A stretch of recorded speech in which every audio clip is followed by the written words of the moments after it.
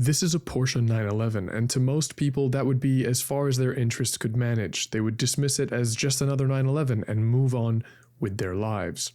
But Porsche people are more detail-oriented, more appreciative of the minutiae, the finer elements that make a car unique.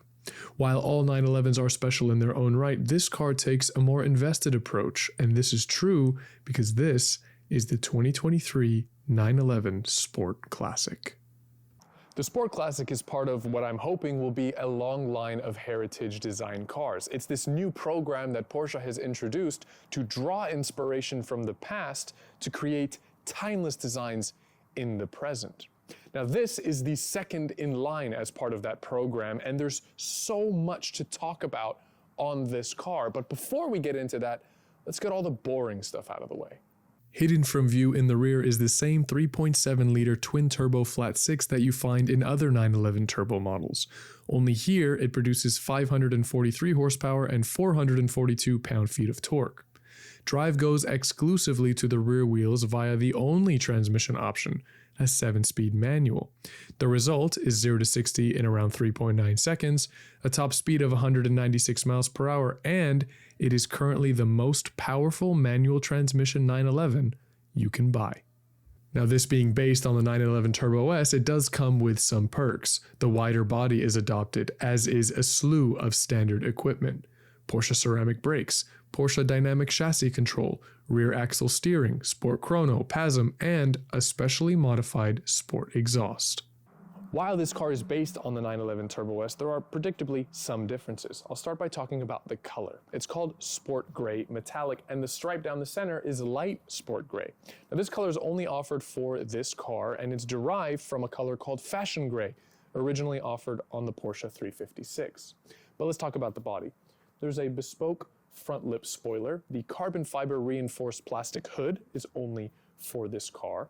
And I should mention that this isn't the first Sport Classic the world has ever seen. Back in 2009, as part of the 997 generation, Porsche offered another Sport Classic.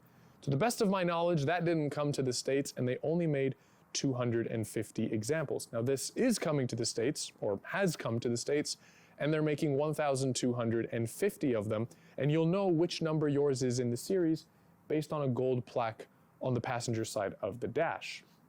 I bring this up because this double bubble roof that you see on the car is inspired by that 2009 version of the Sport Classic. But look at the side of this car. You'll notice this decal with the big lollipop shape in the middle, the big numbers. These are actually stickers. They're not painted on, and that was done intentionally because Porsche wanted to give the owners the option of removing it if that tickled their fancy. This number, by the way, could be anything between 1 and 99. These wheels are a modern take on the classic Porsche Fuchs wheels, which I really hope I'm pronouncing correctly. And take a look at the vents on the rear fender for this car. You'll notice that they don't exist, but they should on a 911 Turbo S.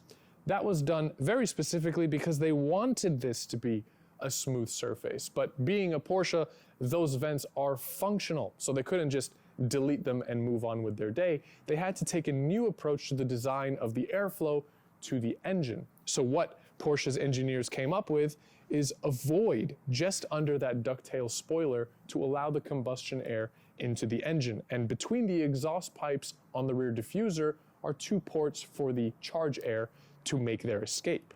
This ducktail spoiler.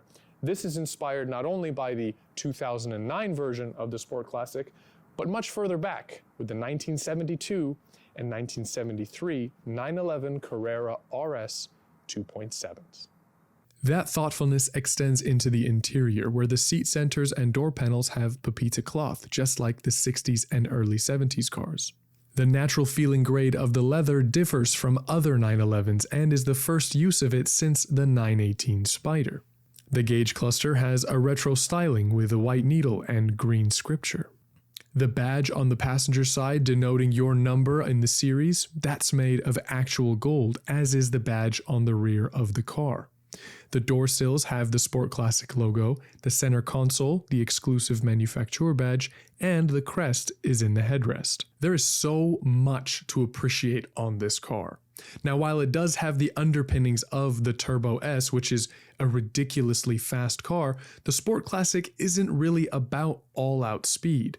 It's more about driver enjoyment, basking in the experience of a manual transmission. The attention to detail is deserving of a one-off car, and this specific example offers just a bit more.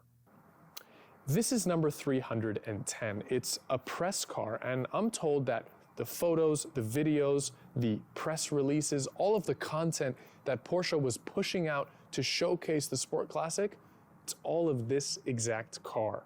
So more than any other Sport Classic in the world, I feel like it's deserving of a little extra special place in Porsche's history. The cost for all of this, Sport Classic had an MSRP of $274,750. But I wouldn't hold your breath on finding one at MSRP. It's a limited Porsche. It's probably going to be going for a lot more forever.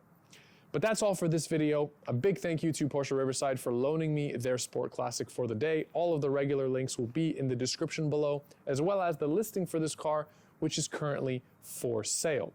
Leave me a comment with your thoughts on the Sport Classic, but otherwise, thank you so much for watching. I hope you enjoyed the video, and I'll see you in the next one. Take care.